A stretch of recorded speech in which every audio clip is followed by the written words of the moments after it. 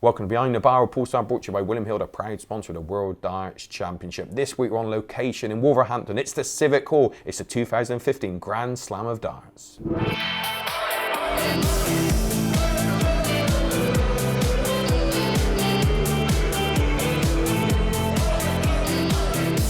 As the packing away starts at Wolverhampton Civic Hall, it's Michael van Gerwen who has been crowned Grand Slam of Darts Champion 2015, and this is what Michael had to say, fresh from his victory, 16-13 over Phil the Power Taylor.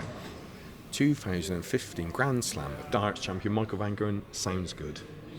Yeah, this feels amazing. I had 2 goals in the beginning of the year that win the match play and the Grand Slam of Darts.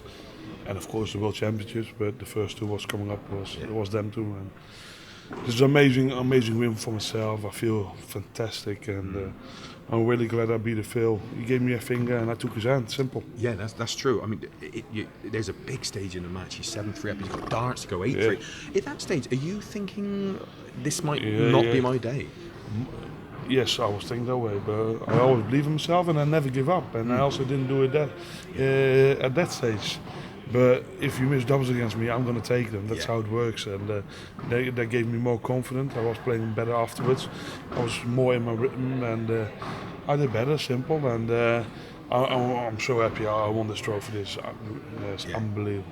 Yeah, I think your first 3 darts was 59 after Phil was 180. And playing really bad in the beginning. Yeah. And then there was a massive double 8 near the end with the crowd shouting because they wanted it to go all the way. Of course. And you pinged that double 8, and that was important. Yeah, well, of course it's important. Really important to hit a double on the end. And I'm really glad I did the right thing at the right moment, also to prove myself. Of course, I was a bit nervous. I would never won this trophy. You play against Phil, everything together makes it a difficult game, but I fighted myself through everything of that. Yeah, and in 4 years, you've won a lot.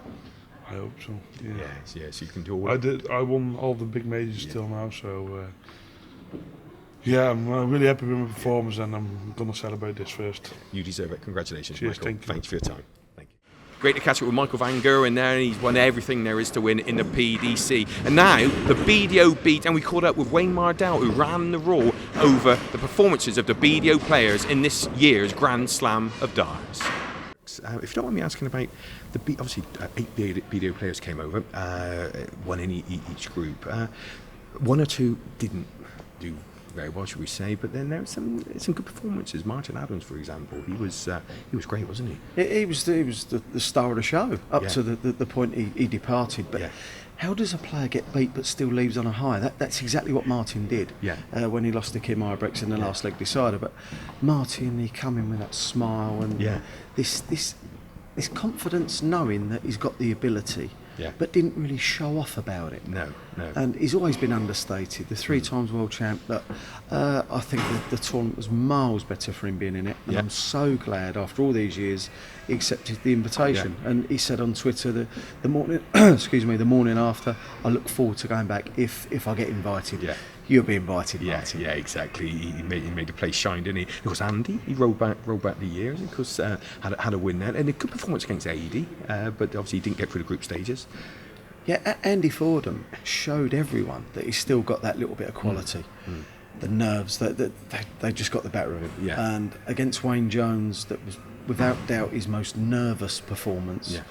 Wayne, I don't know what happened. I don't know what happened to Wayne Jones, but he kind of went along with the feeling of Andy. It was a case of, I know you're so nervous, but so am I. And they brought each other down. Of that, there's no doubt. But Andy got over the line.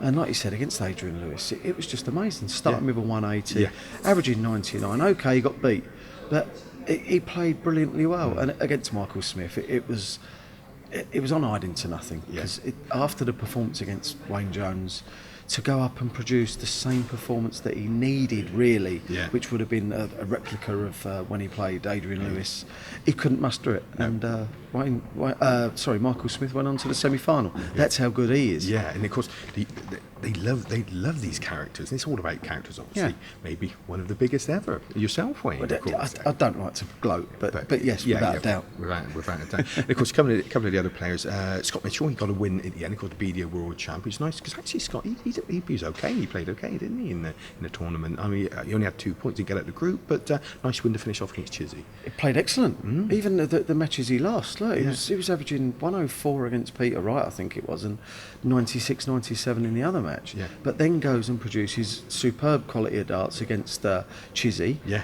But goes out on a high, and since then he's won the Jersey Open. Yeah, he done. Yeah, this weekend, and then of course, highest average we've seen. Gert de Vos, I mean, that was fantastic for him as well. I backed Gert de Vos, and thanks Gert for letting me down. I backed him to beat Robert Thornton, and it was 4-all, but he'd missed a couple of double tens previously. That cost him. Against Terry Jenkins, he couldn't hit a double 10, but he's got a real nice throw. Once that first dart goes in, you're kind of thinking that I'm not saying Michael van Gerwen-esque, no, but you're thinking you're going to hit a few 180s here, and I think he could be their lively outsider for the World Championships. Right. I think Gert de Vos is really good, World Trophy winner of course. Yeah. So he's crossed the line. Yeah. He's won a biggie. Yeah. And I think it showed. I thought he had, even though I said he missed, he showed composure in some parts. Yeah. And good playing. And of course, some of the other, all great having the 8 players over. One or two people mentioned the fact that it was a qualifier to get some of the other places. Then perhaps it should have been done on what they've achieved over the year. Do you agree with that, Wayne? Yes, I do. Martin Phillips got through being successful. Yeah. But Oosterhuis and Van der Horst, they qualified through the Dutch qualifiers. I'm not judging them on just their performances that I saw, because I've read about them and they can play. But I think both of them were overawed by the occasion. And I think if you were going to pick maybe it should be just the winner of the World Championship and the runner-up, the winner of the World Trophy, which of course was Gert de Vos, and the winner of the World Masters, which in this year should have been Glenn Durant.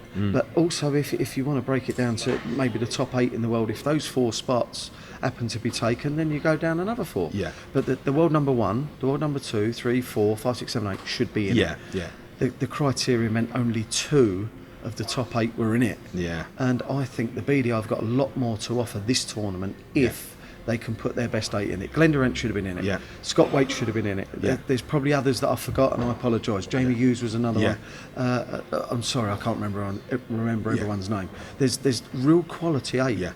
And I think it would have been so much better, the tournament, if they'd have got the qualifiers right. Yeah, totally. And it's Glenn Durant, I mean, he's been absolutely fantastic, winning almost every other tournament in the BDO, and it'd be great to see him here next year, I think. But some of the performances, we're talking 106, 107 averages.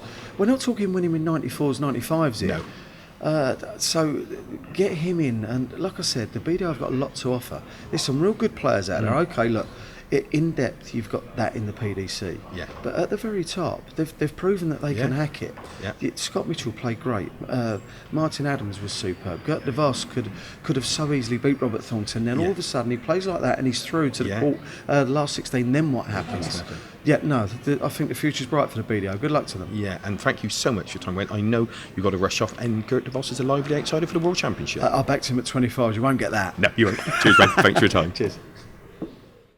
So there it is, Wayne Mardle says Gert de Vos, an outsider for the BDO World Championship 2016. Well, thanks for joining us on TungstenTales, ladies and gentlemen. Don't forget to subscribe to our YouTube channel, like our Facebook page, and follow us on Twitter. And join us next week on more Behind the Bar with Paul Starr, brought to you by William Hill, the proud sponsor of the World Darts Championship. We'll see you then.